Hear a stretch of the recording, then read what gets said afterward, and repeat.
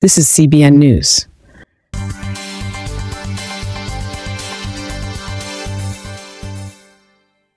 Ukrainian forces under intense pressure in south as troop shortage bites.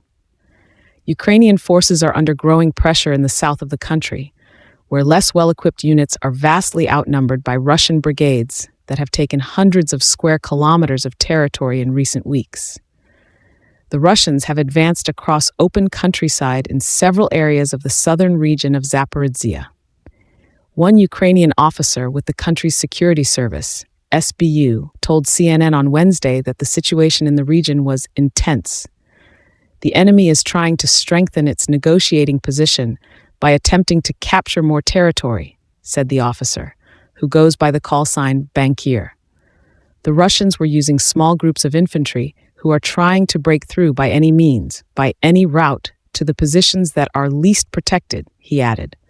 Much of the recent fighting has been in and around the town of Huliaipol. Huliaipol lies some 80 kilometers, 50 miles, east of the regional capital Zaporizhzhia, which had a pre-war population of more than 700,000. At a meeting on Sunday, attended by Russian President Vladimir Putin, the Russian commander in the region, Colonel Andrei Ivanev, claimed the town had been taken.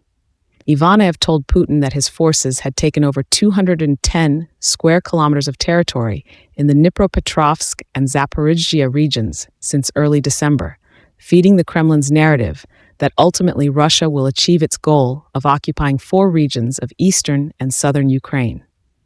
The unofficial Ukrainian conflict mapper Deep State reported on Monday that Ukrainian troops continued to hold their positions in parts of Huliaipol, but it was now a gray zone, with the Russians having many times more personnel.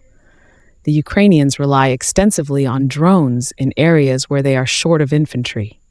In open countryside, they are effective in taking out Russian platoons, but built-up areas of abandoned buildings and basements afford protection for advancing troops. The commander-in-chief of the Ukrainian military, Oleksandr Syrsky, acknowledged the capture of the command post due to weak defenses. A territorial brigade could not withstand the enemy's pressure during the fighting, Syrsky said, and gradually retreated, but criticized the battalion for leaving behind confidential information. Ukrainian forces may remain only in Huliaipol's western part. According to another independent monitor, the Conflict Intelligence Team, CIT, under these conditions, Huliaipol, much like Pokrovsk, may already be effectively captured, it said. These troops held their positions for a long time and suffered extremely heavy losses over recent months, yet were not rotated to the rear for rest and reconstitution, CIT added. That means commanders must make hard choices about where to attack, where to defend, and where to hope the Russians don't exploit gaps in Ukrainian lines. This is according to analyst David Axe.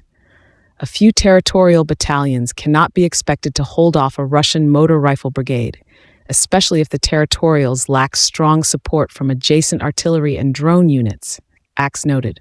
The lack of a coherent command among Ukrainian forces in the south and the decision to prioritize defending other areas such as Pokrovsk and Kupiansk is also likely to have contributed to the worsening situation in the south. In mid-December, the Ukrainian command diverted several elite units to Huliaipol, but it was too little, too late to save the town, Axe said. This is CBN News.